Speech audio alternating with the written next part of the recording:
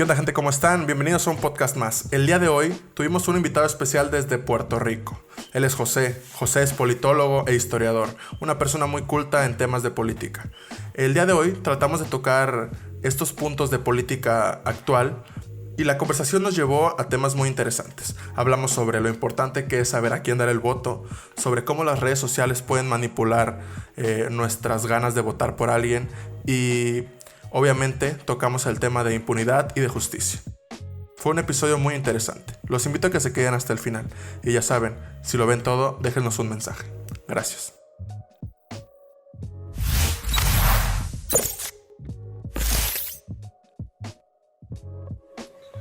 ¿Qué onda, gente? ¿Cómo están? Bienvenidos a un podcast más. Bienvenidos a el entre de la temporada 1 y de la temporada 2. El invitado del día de hoy se llama José. Es politólogo, es historiador, es una persona muy culta. Tenemos un gran placer por tenerlo aquí en el episodio. Decidimos tocar un par de temas que obviamente pues su background van a respaldar muy bien lo que va a decir. Y pues sin más preámbulos, José, por favor, preséntate, háblanos de ti. Pues primero que nada, muchas gracias por la invitación. Mi nombre, como bien dijeron los muchachos, es José Antonio Ramos Ortiz. Soy graduado, egresado de la Universidad de Puerto Rico, recinto de Río Piedras, y me gradué del programa de Ciencias Políticas.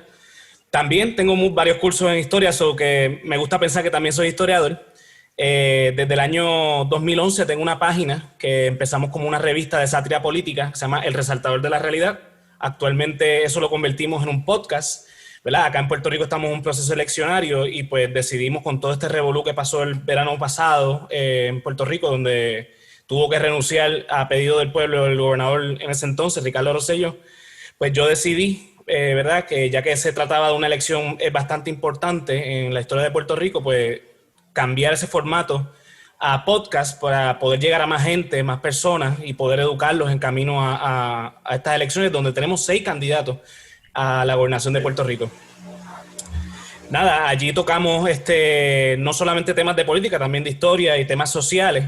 Ahora mismo, pues, ¿verdad?, como les estaba explicando, pues estamos tocando el tema de las plataformas de gobierno de cada partido y de cada candidato. Y pues nada, ahí, ¿verdad?, en Puerto Rico en los últimos, yo diría, 30 años, los escándalos de corrupción han sido bien altos y yo creo que los jóvenes ya estamos cansados de seguir escuchando en los noticieros que tal legislador o tal alcalde ha sido acusado de corrupción y está preso por esa razón. Y pues en base a eso, pues es importante brindarle conocimiento a no solamente a los jóvenes, a la población en general, sobre los temas políticos para que la gente salga educada a votar. Y acá en Puerto Rico tenemos una frase muy, muy común de rajar la insignia de un partido. La pava o la palma, que son los 2 partidos de mayoría en Puerto Rico. Pues yo pues mi misión con la página y el podcast, de una manera bastante jovial, pero eliminar esa tradición tan mala que tenemos en Puerto Rico desde que se eligen gobernadores desde 1948. Claro. Y fíjate qué actitud tan noble de tu parte el querer hacer este tipo de espacios para que, como bien tú dices, no solo la gente joven, sino la gente más grande tenga conocimiento de, pues, quiénes son los políticos que están contendiendo cierta campaña, cuáles son sus ideologías a lo mejor, porque, sabes, como que la gente ignora bastante, como que piensa que es solo derecha e izquierda, ¿no? Un poquito más complejo, sí. Y es muchísimo más complejo y creo que está bien interesante que hagas este tipo de espacios. Pero bueno, para empezar la charla un poquito, ¿por qué crees que en Latinoamérica la corrupción sea como este sello tan importante de todos los gobiernos que hemos tenido? ¿Crees que hay alguna característica en especial? Yo sé que somos países, pues tal vez de tercer mundo, en donde la aspiración es llegar al poder para tener cierta cantidad de dinero, sin importarme la gente, y luego irme a un país del primer mundo y hacer mi vida. ¿Tú qué opinas al respecto?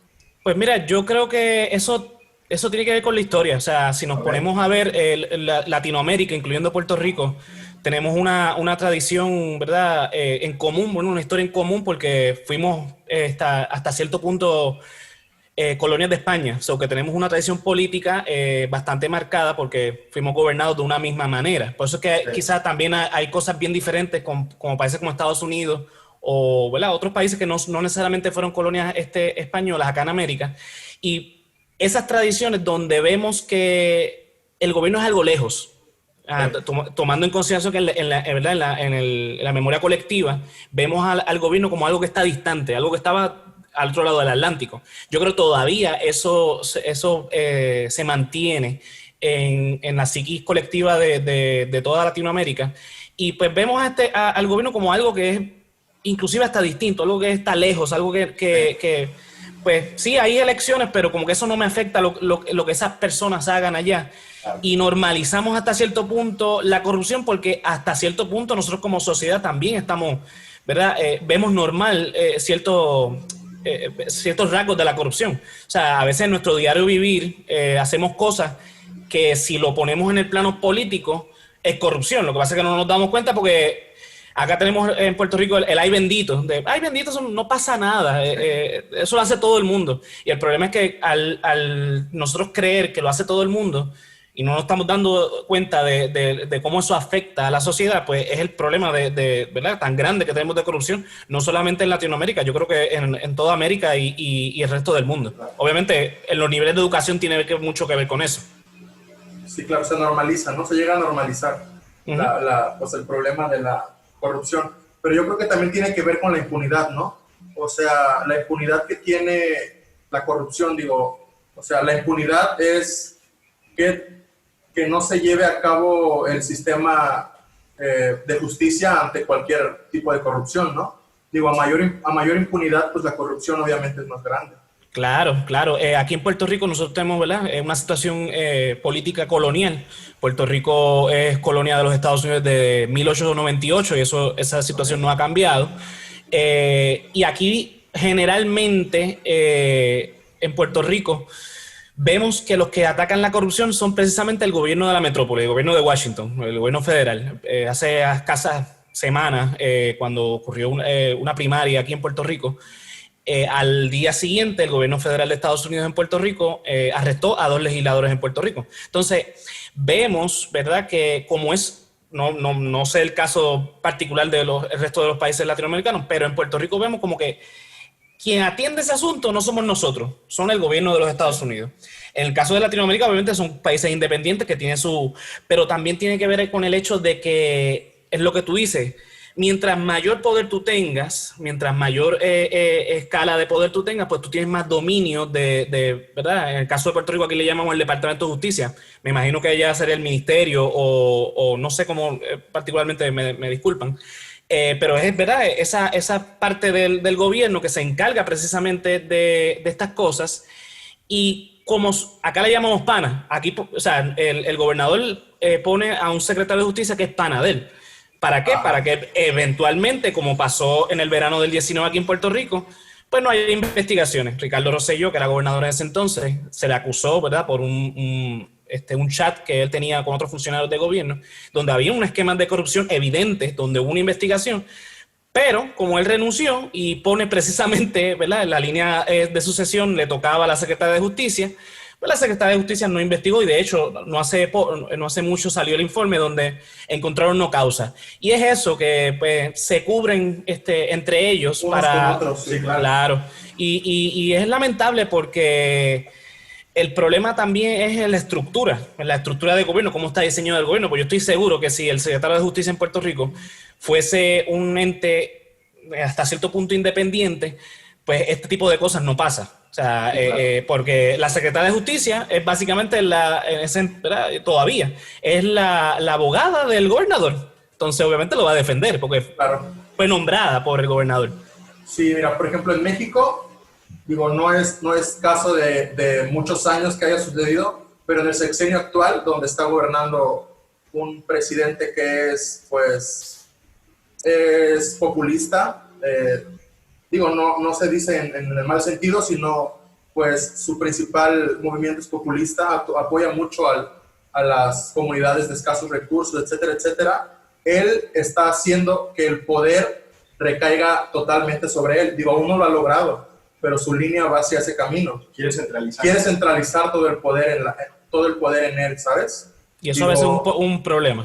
Sí, puede llegar a ser un problema. Digo, lo vimos con Chávez, lo vimos con Maduro y y son problemas graves que... Aquí, aquí en Puerto Rico tenemos en la historia, y disculpa que te interrumpa, No te preocupes. un gobernador, el primer gobernador electo en Puerto Rico, de nombre Luis Muñoz Marín. Él fue electo en 1948 y gobernó durante 16 años. Y él se concentró tanto su poder que cuando él sale de Fortaleza, el Palacio de la Gobernación en Puerto Rico, él dice, bueno, ahora mi sucesor va a ser Roberto Sánchez Vilella. Y la gente salió y votó por él. Y el poder era tanto que en la psique que todavía, ¿verdad? Él murió en 1980, estamos en el 2020, todavía la gente habla de Muñoz Marín y de porque él hizo tantas y tantas cosas muy buenas en Puerto Rico, pero también hizo un montón de cosas malísimas para Puerto Rico. Entonces, concentrar el poder es precisamente a lo que tú vas, supongo que vas, Sí. que pues eventualmente ese poder, como le pasó a Chávez, que empezó relativamente bien y terminó en lo que conocemos hoy día, y otros casos, no solamente en Latinoamérica, eso se ha visto en otros casos como en España, como en Inglaterra, por supuesto en Alemania con Adolfo Hitler y muchísimos otros casos. O sea que es un arma de doble filo, Sí, a lo que quiero llegar. Sí, claro, pero ¿crees que el poder te pudre en cierta manera? Es decir, tal vez llegas con ciertos ideales al principio de querer ayudar, de querer poner hospitales, ayudar a los pobres, etcétera. Pero con el tiempo, ¿crees que pues es tanto el poder y el dinero que te hace irte por otro camino? O sea, No lo dudo, no lo dudo. No hay otra opción. No porque uno quiera ser negativo, pero tomando los casos que ustedes mencionan, más los que yo digo, ¿no? Sí. Cuando tú llevas tanto tiempo en el poder, tú te cegas, porque tú llegas al punto en que tú dices, yo soy fulanito de tal, y como tal, yo soy, como yo he hecho tantas cosas buenas en el pasado, pues la gente tiene que hacerme caso a mí porque lo que yo estoy haciendo está bien. Lo que pasa es que el tiempo pasa. Entonces, ciertamente, lo que quizás en un principio pudo haber sido bueno, Ahora pasa es el malo. tiempo, claro, porque pasa el tiempo, las ideas cambian, ¿verdad? Los cambios generacionales se dan, la tecnología avanza, lo que quizás pudo haber sido bueno en los años 80 no necesariamente es bueno hoy en Eso día. está bien interesante, ¿eh? La moral cambia. Sí, claro, la moral y la ética van Y la cambiando con ética el va tiempo, cambiando. porque pues, Claro. obviamente en la Grecia antigua era bien visto o normal que los inteligentes fornicaran con sus alumnos, ¿sabes? Y actualmente pues eso sería una aberración. Enlazando un poquito lo que estamos comentando acerca de la influencia que tiene Estados Unidos con nosotros, ya vemos que en Puerto Rico también hay gran influencia. En México, por ejemplo, no sé si sabías, José, en el sexenio, hace 2 sexenios, iniciamos una guerra contra el narcotráfico, ¿no? En donde se pretendía, pues, destruir a estos grandes líderes con armas que obviamente venían de Estados Unidos.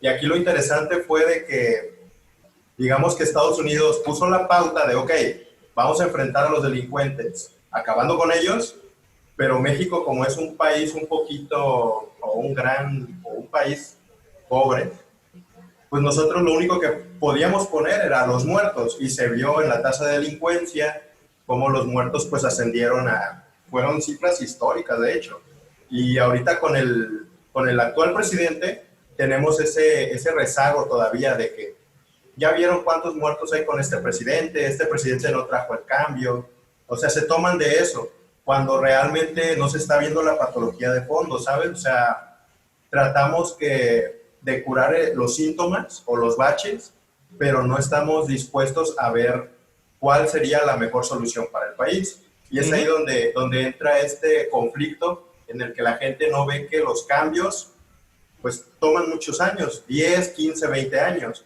y que a lo mejor un sexenio no basta o no es suficiente. Correcto. Pero también entra esto que también comentaste, José, ¿no? De que ¿Cuánto tiempo le vamos a dar? claro, y cuánto tiempo te da para no corromperte, ¿sabes? Mira, con lo que estás comentando, ¿verdad? Eso en Puerto Rico le llamamos la mano dura contra el crimen. Hubo un gobernador, de hecho, el padre del gobernador que votamos en el verano pasado, Pedro Rosselló, que lo conocemos aquí como Alibaba, porque 40 funcionarios de su gobierno fueron presos por corrupción, menos él. él llevó a cabo eso, la política pública de la mano dura contra el crimen, y no ha tenido resultados realmente. Todavía seguimos con esa política pública, y es porque no estamos atacando realmente el problema de la droga. Recuerda que vivimos en países capitalistas, o sea, todo tiene que ver con el dinero. Y en Estados Unidos, obviamente, una de las industrias más poderosas es la armamentista. O sea, después de los planes de salud, la armamentista es una de las industrias más importantes de los Estados Unidos y necesita la guerra contra la droga. Entonces, no legalizan la droga no porque sean malas. O sea, no, la mantienen ilegal no porque sea mala, sino porque es mala para en el sentido de que si la legalizamos, las armas se dejan de vender. Entonces, habría que hacer guerra en todos los países. Sí. O sea, ellos mantienen la guerra bélica, ¿verdad? La tradicional, más la guerra contra las drogas porque saben que van a generar dinero. No solamente para la industria armamentista, sino para los planes de salud, porque obviamente son enfermos. O sea, no, y estás tocando un tema bien interesante de que pues, la gente o los gobiernos no legalizan las drogas porque es un gran mercado, ¿sabes? Las armas en sí. Entonces, como tienen esto ilegal, por así decirlo, pues les conviene obviamente muchísimo más mantenerlos así. Cuando ya se ha visto, o sea, hay estudios en los que los países que legalizan cierta cantidad o cierto tipo de drogas han tenido muchísimos mejores resultados. Claro. Pero son mejores resultados en diferentes aspectos, digo, sí. Tal vez no mejores resultados, digo, en la carrera armamentista, por ejemplo, y por eso no lo hacen. Claro, porque es uno de los principales ingresos de Estados Unidos. Sí. Mira, un dato curioso, ¿verdad? La marihuana, por ejemplo, se hizo ilegal, ¿verdad? Un poquito más atrás. En Estados Unidos, cuando la época de la prohibición se inventó, la prohibición del alcohol, se inventó el FBI. Cuando se legaliza el FBI, no encuentran qué hacer y entonces hacen dos cosas. Ilegalizan la marihuana y persiguen a los que fuman marihuana, y en Puerto Rico persiguen a los nacionalistas, las personas que apoyan la independencia para Puerto Rico. O sea, porque no encontraron qué hacer, y entonces obviamente para mantener esta agencia tan grande, tan poderosa, tenían que perseguir a alguien. O sea, entonces en Estados Unidos pues empezaron a perseguir a aquellos que fumaban marihuana o que consumían marihuana de cualquier otro, porque recordemos que la marihuana no es un producto que solamente se fuma. O sea, se hacen montones de cosas con esta planta. Claro. Y en Puerto Rico, pues lamentablemente sufrieron los nacionalistas, que fueron perseguidos, torturados y pues otras cosas que no vienen al caso.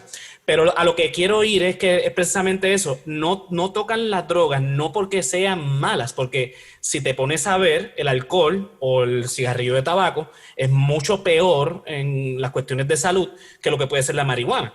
Pero como estos productos generan dinero de otras maneras, ¿verdad? En el caso de la industria armamentista, la industria de salud y otras cosas, pues obviamente pues no la tocan, no por el aspecto moral ni ético, sino simplemente porque es un negocio para cierta élite en los Estados Unidos y en el resto de América.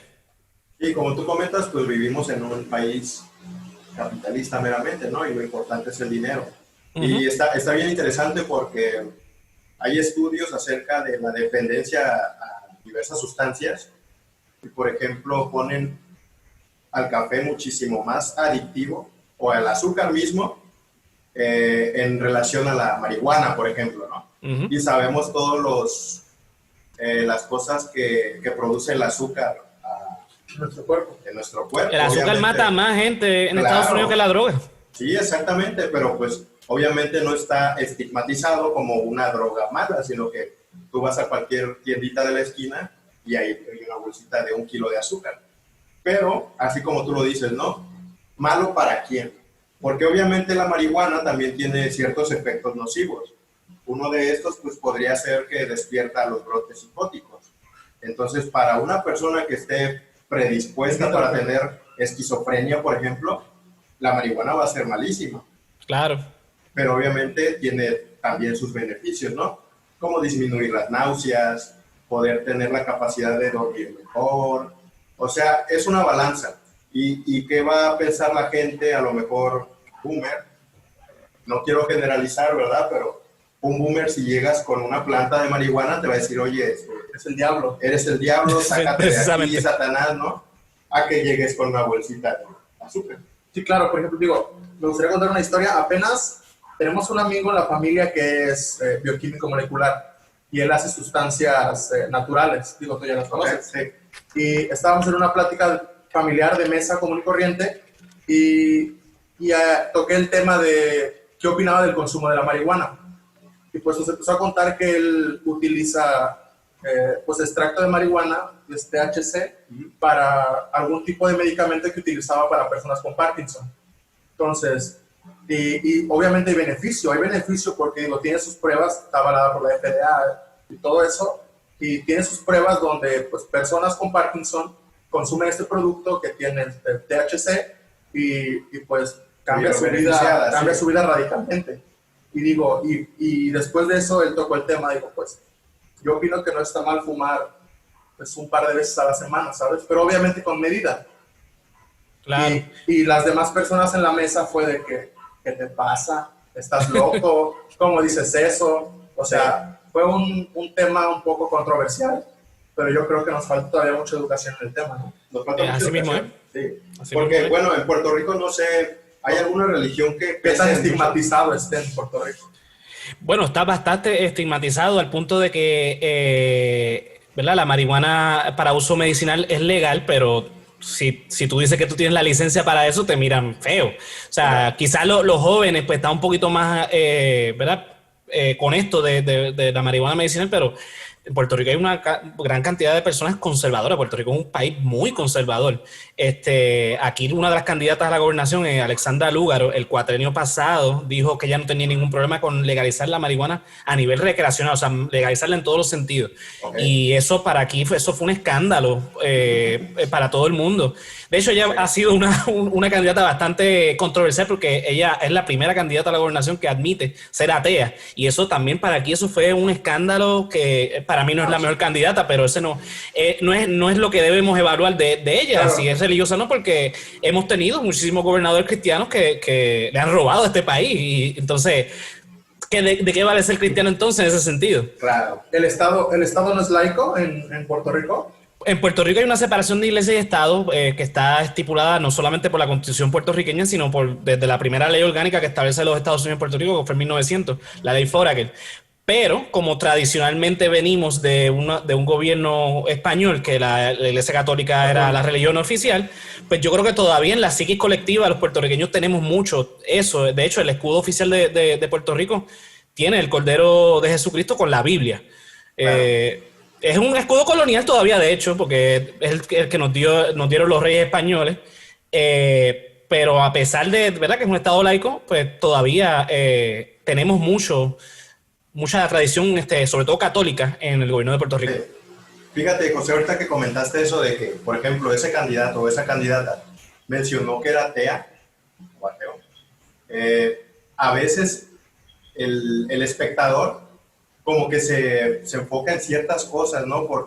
Bueno, se ve mucho en México. Si vemos que el político trae en su mano un Rolex, no nos interesa ya su discurso, más de que, mira, trae un Rolex. No es bueno para el país. Ajá. O, por ejemplo, llega en una camioneta de superlujo a cierta ciudad. Sí. Miren, ya vieron, no nos importa cuál sea el discurso, sino que nos vamos por otro lado. Aquí en Puerto Rico votamos por el más lindo. Aquí se ha llegado a ese punto de que... Aquí se dio ese fenómeno también. Sí, de hecho Pedro Rosselló en los años 90, en el año 92, él estaba compitiendo con el partido contrario, el Partido Popular. Tenía a Victoria Muñoz, que es la hija de Luis Muñoz Marín, el gobernador que les comenté ahorita, que es bien venerado en Puerto Rico. Pero entonces la campaña de Pedro Rosselló, que era un don nadie, que nadie conocía a Pedro Rosselló, la campaña de él fue él corriendo en pantalones cortos. Y él era físicamente era bien parecido. Y las doñas, ay Dios mío, ese Pedrito, qué lindo. Y la gente fue a votar porque era más lindo. Tuvimos el mismo efecto en México con Enrique Peña Nieto. Sí, el sexenio pasado. Sí. Lo recuerdo. Sí. O sea, yo me acuerdo de que aquí en mi comunidad, digo, no es una comunidad muy grande, pero había foros de sus conferencias y así, y te juro que estaba lleno de señoras hablando de él y de su cabello. En serio. Sí. Sí, no, te lo creo porque es un fenómeno. Pero lo que quiero conectar aquí, o sea, en México, no sé, en Puerto Rico, tenemos 49% de pobreza, ¿sabes? Aquí más o menos la tasa es igual. Sí, entonces, en un país de 120 millones de habitantes, pues 41% es bastante. Entonces, por eso, no sé si el pueblo se hartó de ver estos lujos de los políticos. Y quiero conectar este punto con lo siguiente. Nuestro presidente Andrés Manuel hizo una ley en la que no podía nadie ganar más que él. Nadie, me refiero a dentro del grupo político, ¿no? Ok.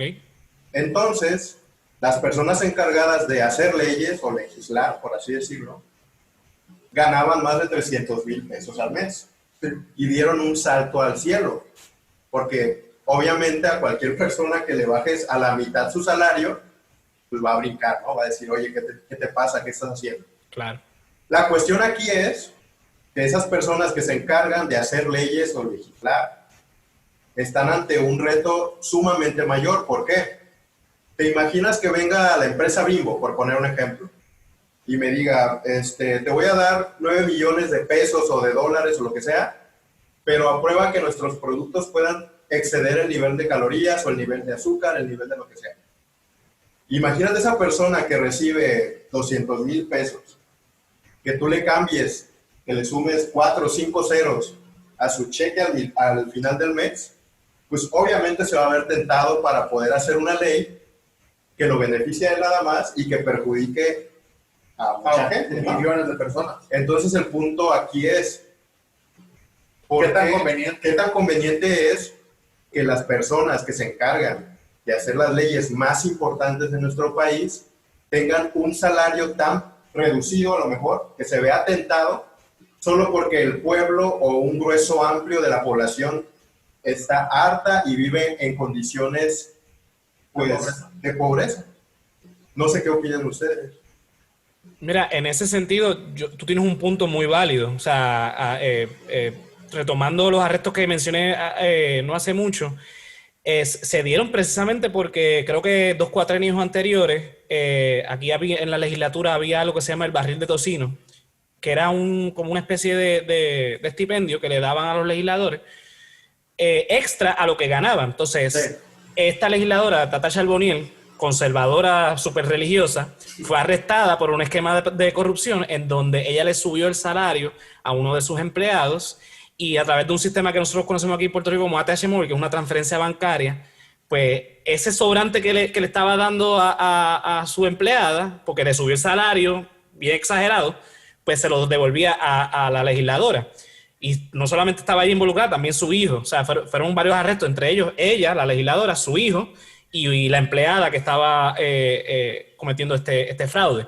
Entonces, ciertamente tú estás poniendo un punto muy válido en donde si le bajamos el salario a los legisladores, pues se van a ver tentados a que un cabildero, como tú bien expones, pues le ofrezca por debajo de la mesa una cantidad de dinero porque le apruebe una legislación. Pues obviamente pues la corrupción puede ser más fácil, pero yo creo que en ese sentido, yo creo que ahí es cuando entonces nosotros como pueblo, sobre todo cuando tenemos la capacidad de votar, tenemos la capacidad de elegir a nuestros políticos, tenemos que ser un poquito más responsables y no ir ciegamente a votar por X o Y candidato porque es de mi partido. Yo creo que esto es algo bastante general en toda Latinoamérica, donde votamos por el partido que es el de nuestra familia. Aquí en Puerto Rico mucha gente vota por el Partido Popular por el hecho de que en la familia son populares, y lo mismo pasa con el Partido Nuevo Progresista. Entonces yo creo que es hora ya de ir cambiando esa tradición, ¿verdad? Y si no sirve, pues mira, lo votamos y ponemos otro. Claro. Porque el político tiene que tener en claro una cosa, que él va a ir a servir al pueblo, no servirse a él. Si nosotros como pueblo nos damos cuenta que se está sirviendo para él, sácalo, porque no sirve. Y lo que no sirve se vota. Entonces, poner políticos competentes, poner políticos que vayan de la mano con esta ética, ¿verdad? De luchar por el pueblo, de bregar por el pueblo y para el pueblo. Y en ese sentido, pues, tratar de sacar las ahorras, las manzanas podridas. Y obviamente que estos políticos se comprometan a crear los mecanismos y las entidades para regular, para velar que la corrupción no se dé. ¿verdad? Porque existen, ¿verdad?, mecanismos para ello, pero son mecanismos que son insuficientes. No dan el todo, por lo que volvemos otra vez a lo mismo del panismo. O sea, ponemos al secretario de Justicia o la secretaria de Justicia porque es mi pana y es la que me va a resolver cuando yo me meta en un lío. Claro. Entonces, eso es lo que hay que empezar a sacar, ¿verdad? Que los puestos, acá le llamamos batatas políticas, esos son batatas políticas, personas que no sirven para nada. Entonces, hay que sacar esas batatas políticas y poner personas que merezcan el puesto y que sean lo más militares, claro, preparados y que sean lo más militares en ese sentido de que mira, si estás rompiendo la ley, vamos, hay que sacarte, punto. Claro, eso es entendible, pero a lo que creo que iba Edson es más o sea, sí está bien, la gente debe ser obviamente incorruptible, las personas que están en el poder, en nuestro gobierno, en nuestro país, tiene que ser obviamente incorruptible, tiene que ser preparada, tiene que ser eficaz y eficiente. Pero digo, en el sentido de qué tanto dinero tengo que recibir o qué también tienen que estar cubiertas mis necesidades primordiales para poder dedicarle todo mi tiempo a cuidar a mi país, a formar las leyes que van a cuidar a mi país, a legislar todo el tiempo, a crear políticas públicas para que todo el país esté en las mejores condiciones posibles. O sea, yo creo que tendrían que preocuparse, que no tendrían que preocuparse por pagar el agua, por pagar la luz, por pagar el internet, por darle comida a sus hijos y por poder darles educación. Digo, tal vez no que todos sus hijos vayan a Harvard, ¿sabes? Sino que estén cubiertas las necesidades básicas primordiales de esta para persona. Para que no se vean tentados. Para que no se vean tentados, ¿sabes? Y que tengan una remuneración importante para que, más que estar tentados, sino que tengan ese compromiso fidedigno para con el país, para con las personas, porque pues si estás preocupándote por pagar la hipoteca de tu casa o por darle de comer a tus hijos, estoy seguro que un cero más en tu cheque va a ser... No, claro, y se ve reflejado. Si tú cambias tu salario de 100,000 a 500,000 pesos, cambia tu estilo de vida por completo. Pero quién sabe si de 500,000 a 1,000,000, 1,500,000 se vea tan afectado tu estilo de vida, ¿sabes? En ese sentido, entonces el Estado, ¿verdad?, tiene que empezar a ver, ¿verdad?, a buscar la manera de, porque yo estoy de acuerdo con lo que ustedes están diciendo. Yo creo que un legislador que está bien pagado no se va a ver tentado a caer en estos esquemas de corrupción y de fraude. Pero volvemos a lo mismo, que ahí no están para servirse, sino para servir al pueblo. Claro. Pero el Estado entonces tiene que empezar a cortar la grasa, en ese sentido, de dónde es que se está gastando el dinero, dónde se está mal gastando el dinero. Claro. Entonces, poder crear mecanismos para que el pueblo también tenga acceso a diferentes servicios esenciales, para que entonces, en ese sentido, no, ¿verdad? Porque es como aquí en Puerto Rico, tú quieres salir de pobre, pues te metes a político o a pastor, porque vas a salir bien. Pues, claro, entonces, pues, si le sacamos la tentación de que ser político es una carrera lucrativa, y pues podemos entonces quizás, ¿verdad? Esto es un imaginario, porque nada de esto es perfecto, quizás lo ponemos en la práctica y no sirve. O sea, esto es uno acá especulando de que, bueno, si lo hacemos de esta manera, pues quizás va a resultar, porque esto también tiene que ver con la idiosincrasia de cada pueblo. Quizás en países como los países escandinavos, estas ideas que nosotros estamos dando aquí son buenísimas, pero en Latinoamérica lamentablemente quizás no sirvan por otro tipo de cosas. O sea, todo tiene que ver con son muchos factores que inciden en por qué una persona es corrupta. Yo creo que también es porque nosotros como pueblo somos corruptos hasta cierto punto. Claro.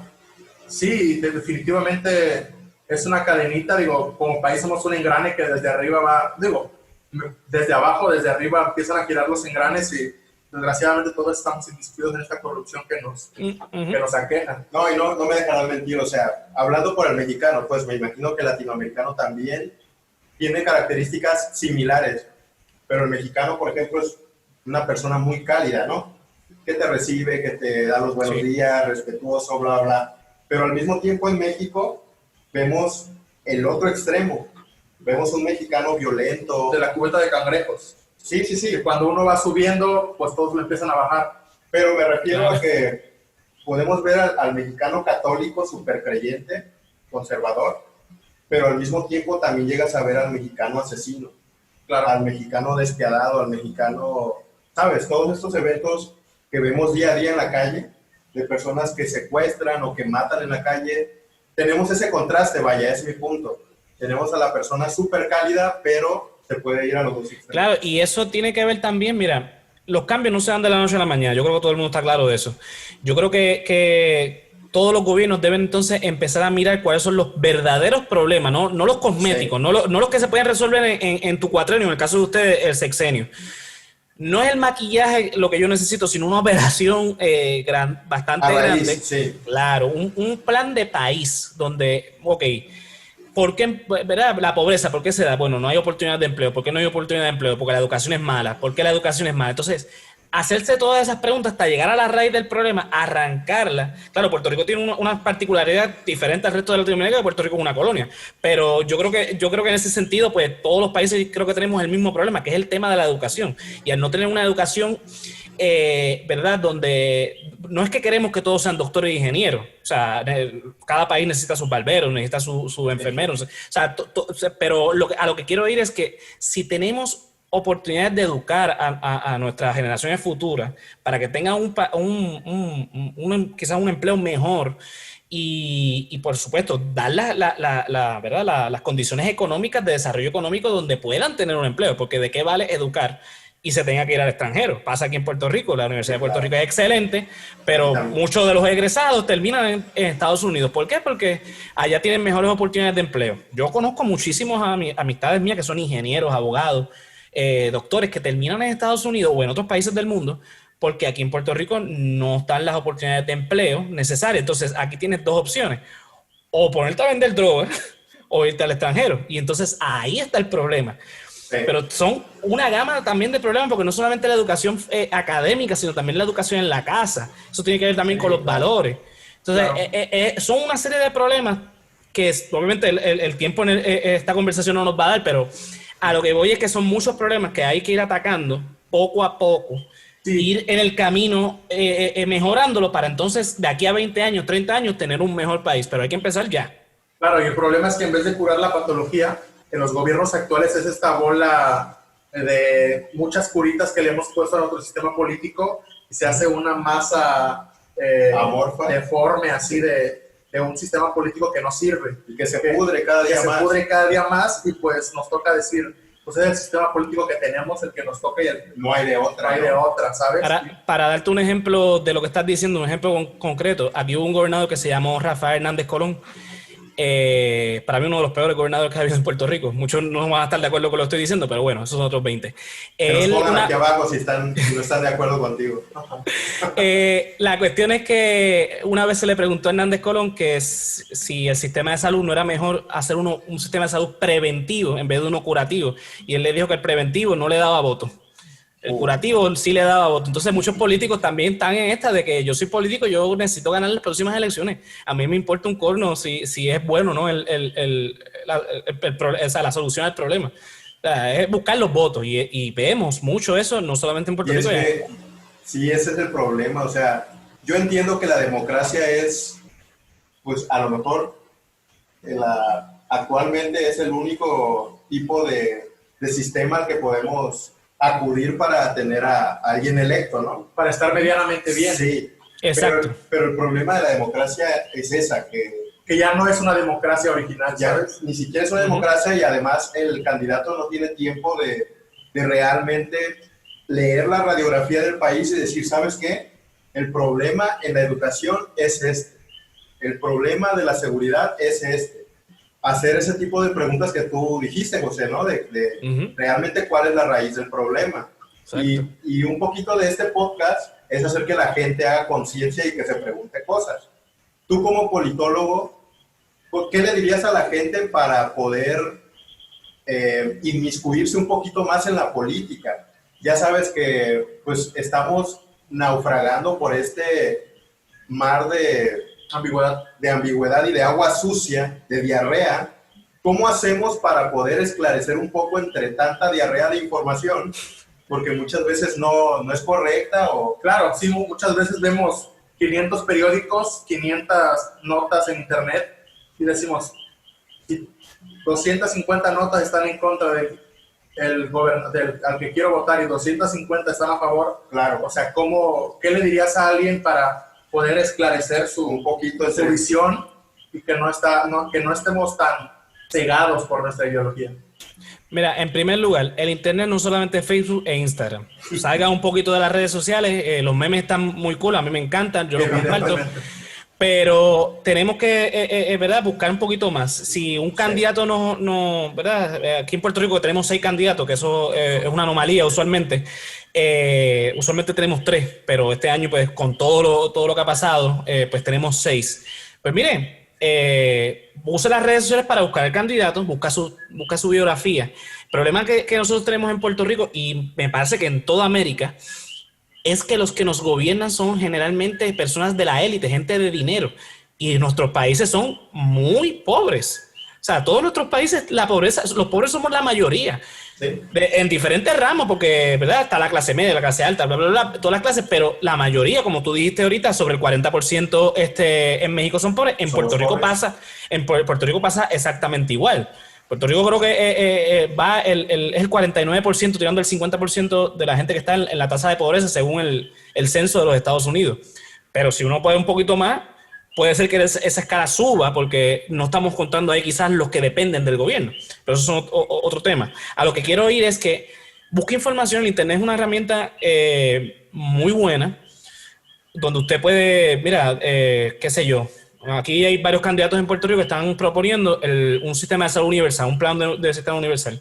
Pues mire, busca información a ver qué es eso. O sea, porque en Puerto Rico pues tenemos las aseguradoras, y las aseguradoras, que todas son básicamente estadounidenses, te dictan qué tratamiento y qué medicamento usar. Entonces a veces no. Y pues la realidad es que pues es negocio, volvemos a lo mismo. O sea, los negocios están para lucrarse. Entonces, pues mire, busque información. Estos candidatos le ofrecen la información, pero no le crea al candidato. Busque en internet, busque páginas que existen, información. No toda la información es buena, pero usted mismo haga un análisis, ¿verdad? Porque esto no hay que ser politólogo. Esto es cuestión de un poquito de sentido común. Buscar la información, si no entiendes, preguntarle al que sabe, seguir hojeando, comparando, hasta que tú llegues a una conclusión.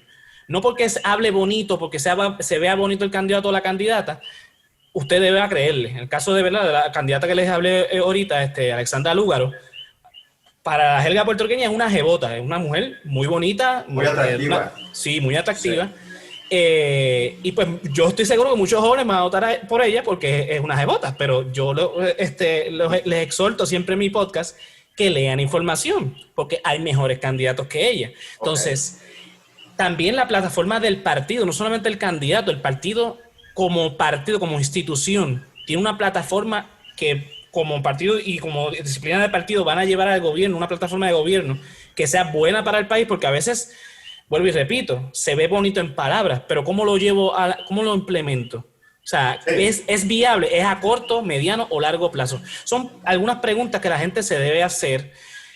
Yo sé que es difícil, o sea, yo como politólogo se me hace difícil también, sobre todo, ¿verdad? Ahora mismo estoy analizando varias plataformas de gobierno y es bien denso, pues es mucha palabrería, mucha información y a veces mucha palabrería que es para vender. O sea, te digo estas cositas bonitas para venderlo, suena bien, pero cuando lo llevo a la realidad, yo digo, espérate, es que esa no es la realidad de Puerto Rico, eso no es el Puerto Rico que yo estoy viviendo. Entonces, eso aplica no solamente a Puerto Rico, aplica a cualquier país. O sea, usted tiene que mirarse, primero que nada, tiene que conocer la historia es muy importante, porque si no conocemos de nuestra historia, tendemos a repetir los mismos errores. Estamos condenados a repetirlo. Es correcto, entonces, y eso lo hemos visto en muchísimos capítulos de la historia del mundo.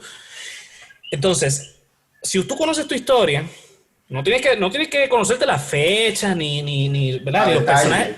Es que te conozcas una historia general más o menos, no la propaganda que te vende el partido, porque si yo me dejo llevar por el Partido Popular, que es un partido que se fundó en el 38, pues los populares son es el mejor partido del mundo, porque ese partido fue el que sacó de la pobreza a los puertorriqueños, le puso zapatos al jíbaro, toda la cosa. Pero si lo vemos, porque eso es lo que te siguen, la propaganda que te siguen dando.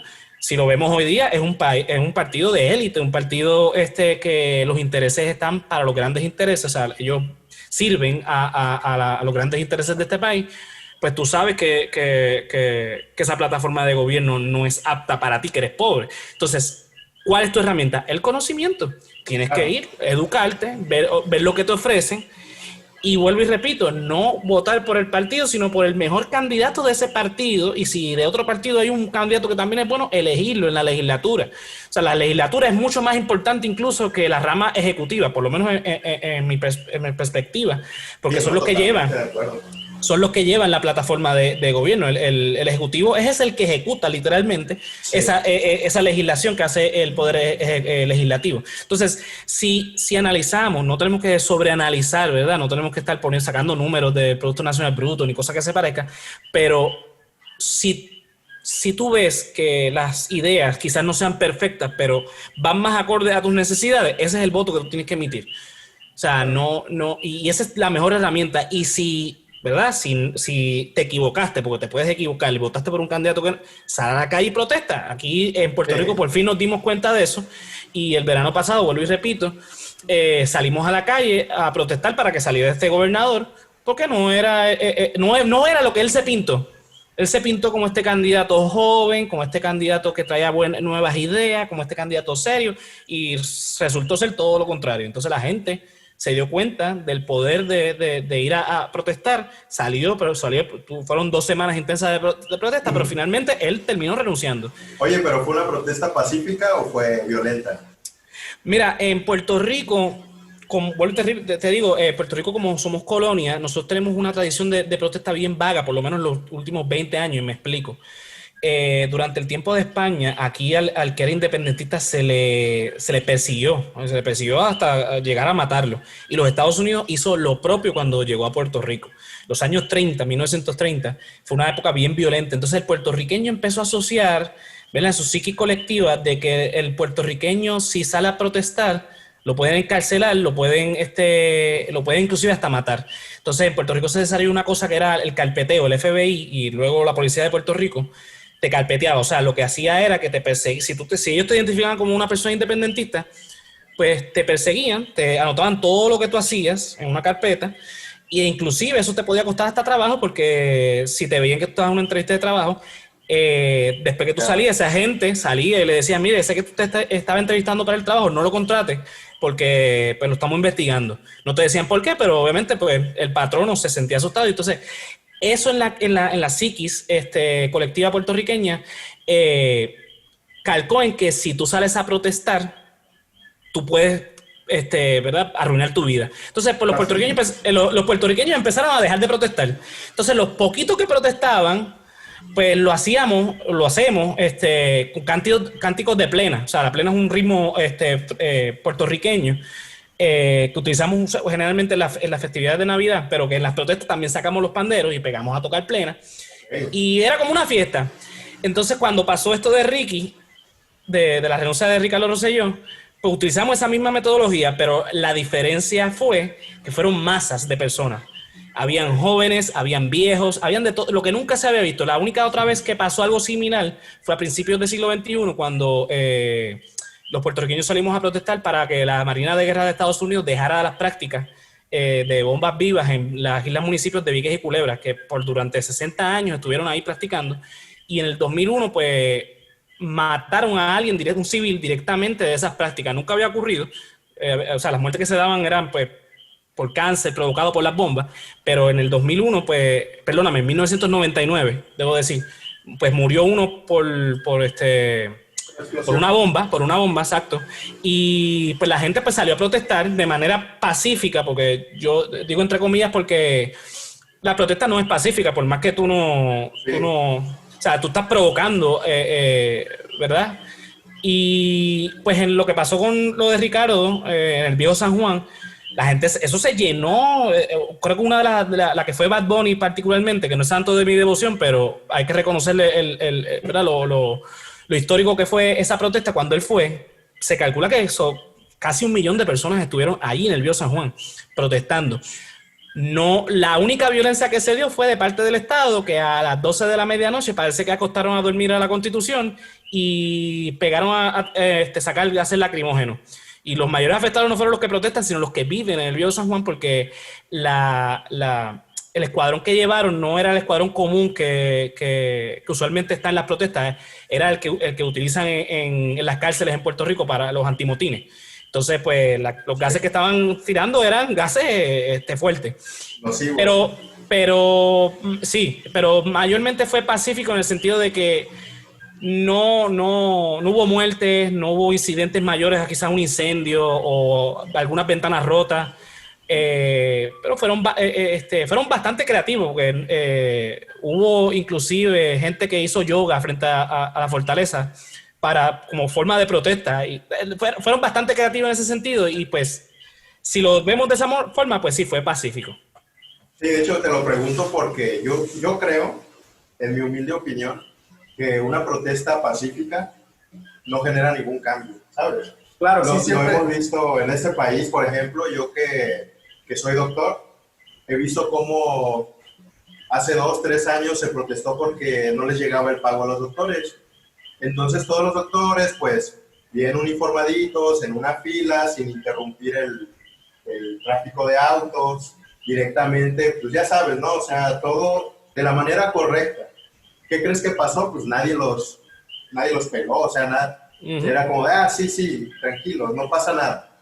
En cambio, cuando tú ves que empieza la gente a desquiciarse y a rayar paredes, quemar cosas, pues es así como de, oye, wow, inclusive tranquilo, llega el discurso de, hey, no, así no son las formas. Claro que son las formas. Sí, siempre he creído yo, y soy muy afecto a que para grandes cambios se necesitan grandes acciones. Claro. Es correcto. Digo, hay gente que dice que pues las protestas de las feministas y de las personas violadas, agredidas, que pintan paredes y todo eso, dicen que está mal. Pero yo digo, está mal porque si no lo hubieran hecho, no los hubieran tomado en cuenta como lo están haciendo. Claro. Porque digo, imagínate que hubieran salido las mamás de las personas, de las mujeres violadas, bien vestidas, caminando solamente por un carril, sin alzar la voz, sin pancartas, tratando de que los vea el gobierno. Obviamente no hubiera adquirido la atención que se necesita, sí. Porque es que eso, así, históricamente así funciona, que les pongan atención. Cambios radicales merecen acciones radicales. Un prócer puertorriqueño, Ramón Emeterio Betances, decía que para tú hacer un revoltillo tienes que batir los huevos. Claro. O sea, es cierto. Aunque, mira, hay que sopesar, ¿verdad? Vale más la vida de un ser humano que la de una ventana, porque muchas de las protestas que nosotros hacemos, ¿verdad?, como pueblo en contra del gobierno, es para que ¿verdad?, nos escuchen sobre... Y mira, una de las cosas por las cuales la gente se indignó en Puerto Rico y salió a protestar el verano del 19 fue porque en ese chat Ricardo Rosselló y sus allegados se estaban burlando de los muertos que provocó el huracán María. Y sabemos que el huracán María fue bien devastador para Puerto Rico. Fueron 2 huracanes seguidos. Fue el huracán Irma y luego el huracán María. Entonces, cuando sale ese comentario que sale a la luz pública de que ellos estaban diciendo algo como habrá algún cadáver en forense para tirárselo a los cuervos, porque tenían una discusión en el chat sobre la oposición.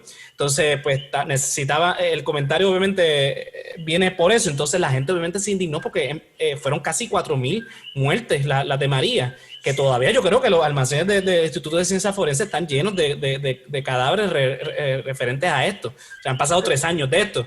Entonces la gente como que se indignó, y entonces hay que ¿verdad?, poner las cosas en balanza. Vale más el vidrio de un comercio en la calle Fortaleza que la de esas personas que murieron a consecuencias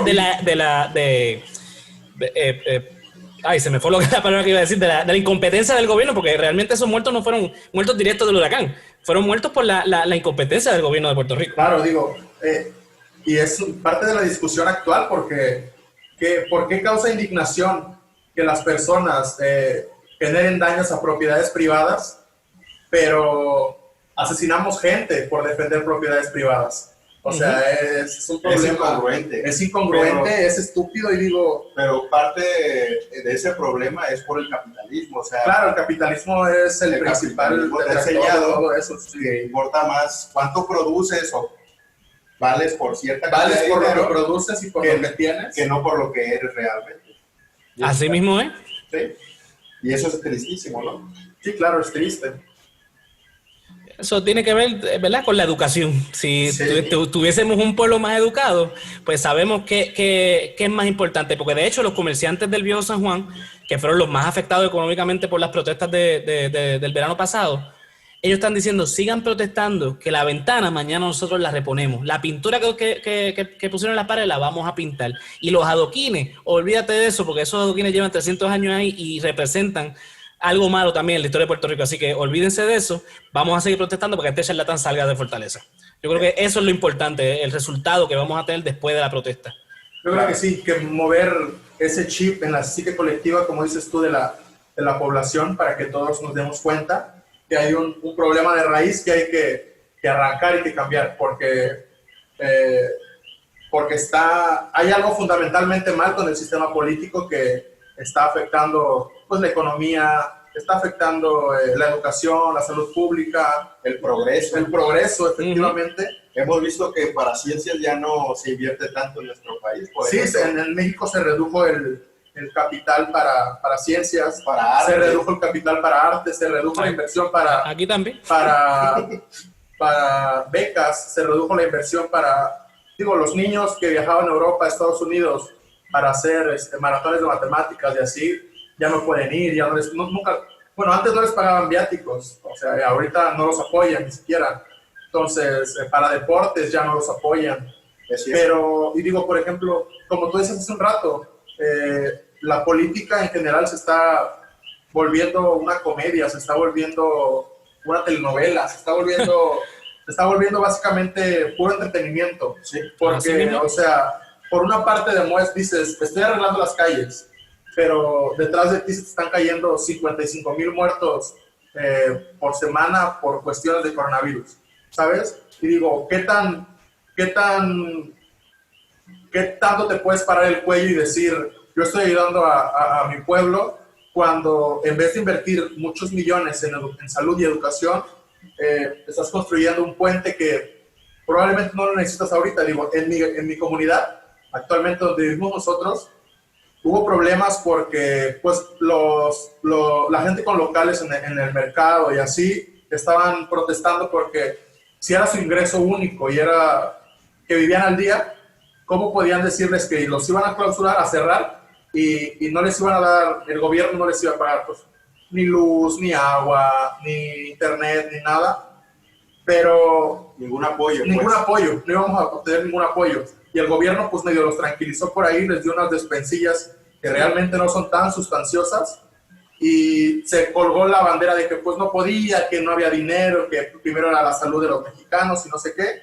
Pero por otra parte tenemos una construcción de una ciclopista que está costando un par de cientos de millones de pesos mexicanos, que ¿para qué queremos una ciclopista? O sea, ¿por qué quieres poner a la gente a andar en bicicletas en un lugar donde hay sol 360 días del año y que la temperatura allá afuera es de 40 grados? ¿Para qué quieres poner a la gente? Tal vez a un pequeño sector le va a favorecer, obviamente, sí, las constructoras. Pero obviamente hay gente que trabaja y pues les van a pagar. Pero poniéndole en una balanza qué tan prioritario es construir una ciclopista. Yo te voy a dar un ejemplo aquí en Puerto Rico. Cuando yo era estudiante de bachillerato de Ciencias Políticas, el gobernador era Luis Fortuño. El presidente del Senado era Tomás Rivera Chat, el actual presidente del Senado también. Y ellos hicieron frente al Capitolio lo que ellos le llamaron el Paseo de los Presidentes. Ellos pusieron 11 estatuas de los presidentes que han visitado Puerto Rico. Todavía estamos esperando que pongan la de Trump. Eso costó alrededor de, como 9 o 10 millones. Y la ley establece que cada presidente que venga a Puerto Rico de Estados Unidos se le haga una, por eso te digo que estamos esperando la de Trump, una estatua.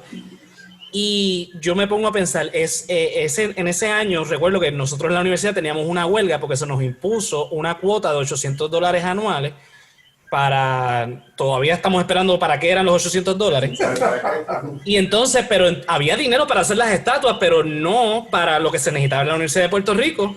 Entonces nosotros los estudiantes tuvimos que pagar esa cuota, mientras estaban desperdiciando dinero no solamente en esas estatuas, en un montón de cosas. Se desperdicia dinero en cosas que realmente, aquí también, mira, para darte un ejemplo de ese mismo cuatrenio, se hizo un gasoducto, nunca se concluyó un gasoducto, se le dio el contrato, y ahí volvemos al panismo, a una compañía que se supo que el presidente de esa compañía, el dueño de esa compañía, fue compañero de escuela superior del gobernador de Puerto Rico.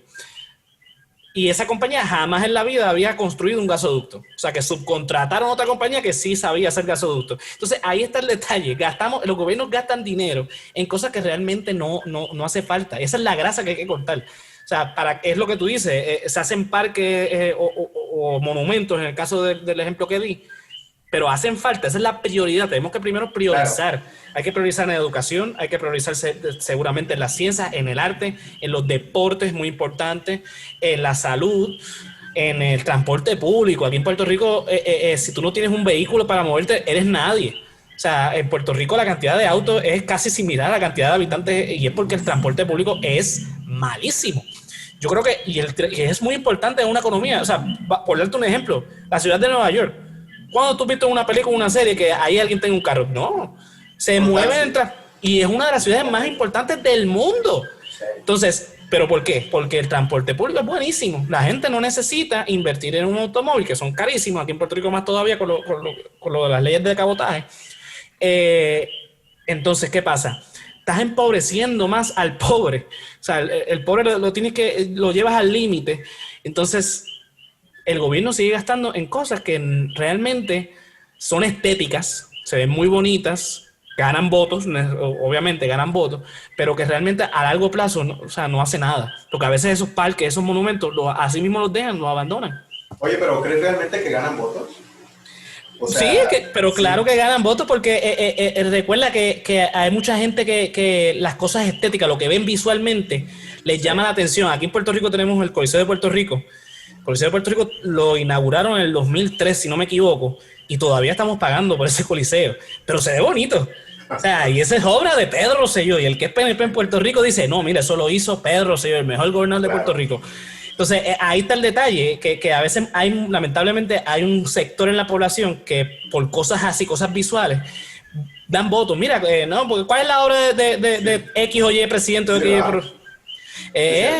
Sí, es la obra. Mira, eso lo hizo tal gobernador, eso lo hizo tal gobernador. En el caso de México, o tal presidente, pues esas cosas sí generan votos, sobre todo en el voto de la gente ignorante, lamentablemente. Sí, y de hecho quiero conectar esto con algo más. Las redes sociales últimamente pues nos han servido para comunicar cosas, ¿no? Nos sirve también como publicidad, nos sirve para un sinfín de cosas. Y la política, pues ya lo hemos visto, también se ha visto influenciada directamente.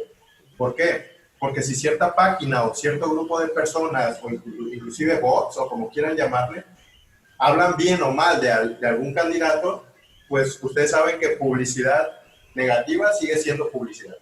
Uh-huh. Entonces, esto le da ciertos puntos. Mi pregunta aquí es, ¿qué tanto se ve influenciada la política actual con este movimiento de redes sociales, como de hablar mal de cierto candidato, hablar bien? ¿Creen que todavía no influye demasiado? Digo, porque pues, como somos pobres todavía, hay muchas personas que no tienen acceso tan fácil a las redes también. Pero ¿qué tanto creen ustedes que ha favorecido o inclusive ha hecho mal a los nuevos candidatos? Mira, aquí en Puerto Rico yo te puedo decir que eso le está favoreciendo a los candidatos nuevos. Me explico. En el 2016 se postuló esta misma candidata que te estaba comentando, Alexandra Lúgaro, y ella no posteó ningún anuncio de su candidatura en la televisión, ni en la radio, ni en no sé cómo le llaman medios convencionales. Exacto. El punto es que ella utilizó las redes sociales y, para sorpresa incluso mía, ella se convirtió en la tercera candidata con más votos. Ella obtuvo el 11% de los votos, arrasando inclusive con un partido que es un partido minoritario, pero que siempre ha estado en el ruedo político en Puerto Rico, que es el Partido Independiente Puertorriqueño. Y lo dejó atrás, bien atrás. Ella en ese entonces se postuló como candidata independiente, o sea, sin ningún partido. Ella solita, con sus redes sociales, y logró convencer fueron, si no me equivoco, 110,000 votos que ella obtuvo. Y en Puerto Rico eso es algo significativo. Puerto Rico tiene una población de 3.5 millones de habitantes, donde 2.5 son electores, y en esa elección particularmente votó 1 millón de personas. O sea, que ella jaló mucha gente. A mucha gente, sí. Y entonces, ese mismo método lo está utilizando ella con un partido que se afilió ahora, con un partido nuevo, y le está dando resultados. Hay que ver en noviembre cómo eso le ayudó, ¿verdad? Pero tomando en consideración lo que pasó en el 2016, que no fue ya la única candidata independiente, fueron 2 candidatos independientes y ganaron muchos votos. El otro candidato fue Manuel Sidre y creo que obtuvo 73,000 votos, que también fue muchísimo. O sea, en ese sentido es positivo, por lo menos aquí en Puerto Rico.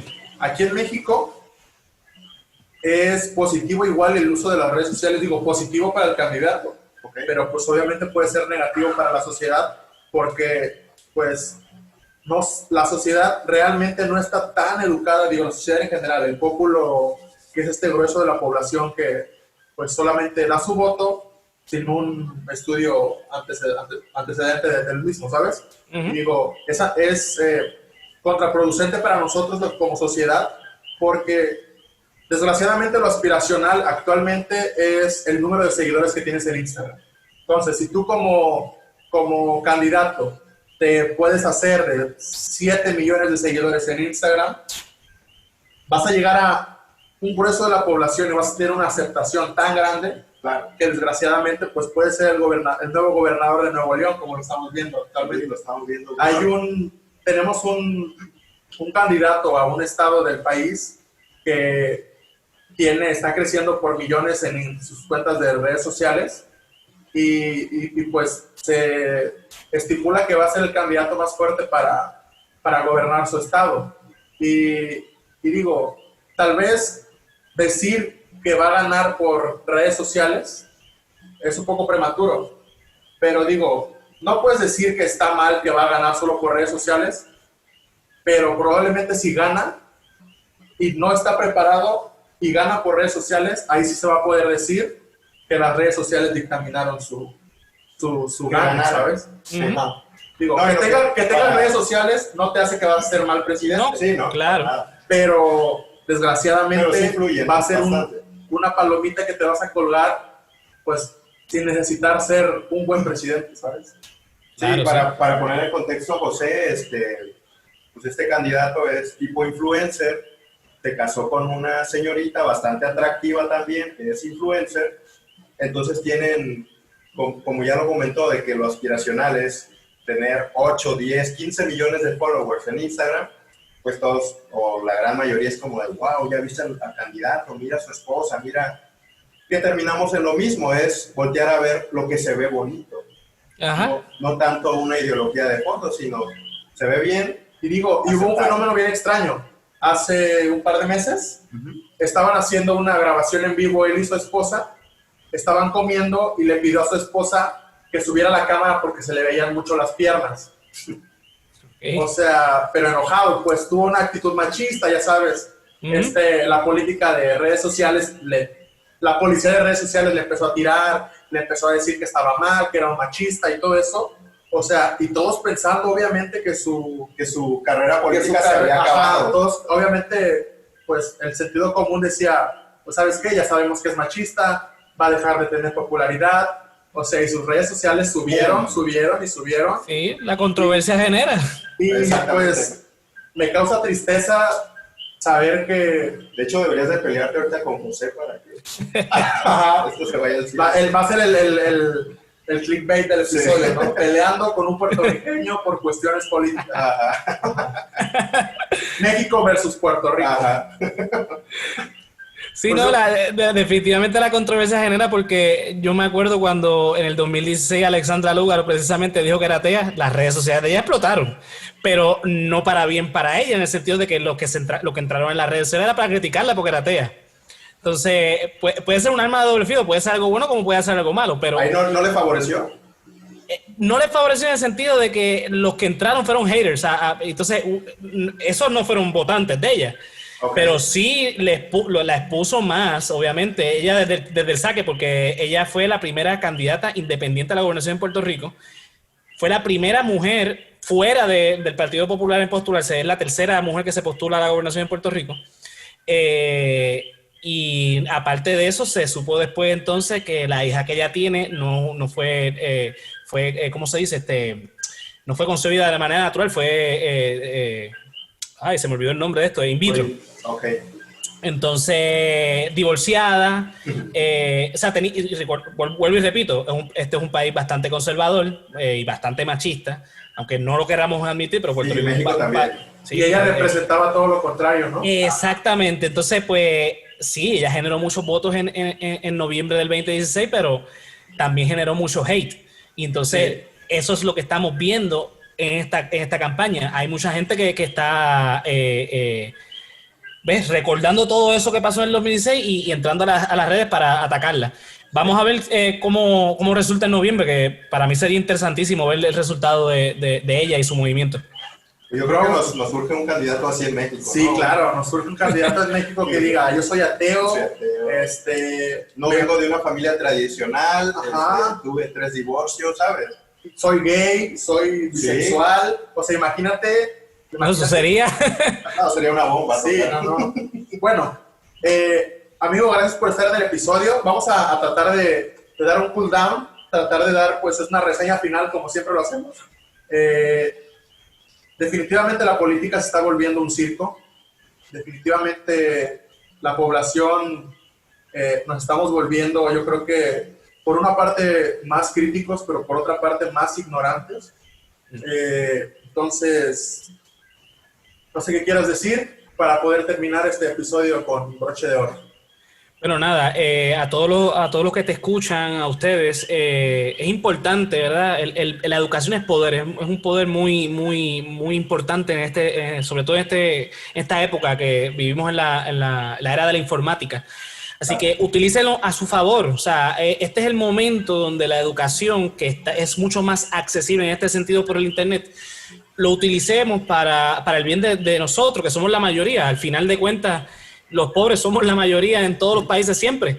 El pueblo tiene la mayoría en cualquier país y debemos utilizar eso a nuestro favor. Yo creo que espacios como este se deben utilizar para eso mismo y yo los felicito, ¿verdad? Porque escuché algunos de sus podcasts y ustedes pretenden, ¿verdad? Llevar el conocimiento, y es muy importante que la gente tenga el conocimiento para que lo utilice como una herramienta. Claro. Y deben, y no sé si en México está en un proceso seleccionado, pero por lo menos en Estados Unidos y Puerto Rico, que sí lo estamos, utilicemos eso para las futuras generaciones, porque sabemos que quizás nosotros no veamos esos cambios, pero por lo menos para el futuro, que tengamos un mejor país y un mejor mundo. Sí, claro. No, y a la gente que nos está escuchando, vaya a ver el canal de José también. Yo tuve la oportunidad de verlo por YouTube. No sé si también estés en Spotify, igual para que te busquen, te sigan en tus redes sociales. Y me pueden buscar como El Resaltador de la Realidad. Estamos en todas las plataformas de podcast. También nos pueden visitar en la página elresaltadordelarealidad.com. Ahí no solamente tengo el podcast, sino también artículos. Y ahora estamos subiendo una parte de sátira política en cómics. Uno de nuestros compañeros que es artista gráfico, está haciendo cómics de sátira política muy buenos, que también es una forma de educar también, en base al humor. Sí, digo, no todas las personas absorben la educación igual. Sí, es el problema más grande de las escuelas. Pero bueno, será el tema para otro episodio. Amigo, muchas gracias por estar aquí. Gracias. Recuerden, gente que nos ven, recuerden, el pensamiento crítico y la creatividad son un músculo. Todos lo tenemos. Solo hace falta educarlo y utilizarlo. Cuídense.